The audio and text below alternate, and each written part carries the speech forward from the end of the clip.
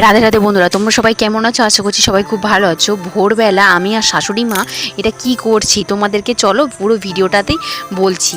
তো এটাকে বলে শুভ পুজো। আচ্ছা, তোমাদের কারুর এই শুভ পুজো বলে কোনো পুজো আছে?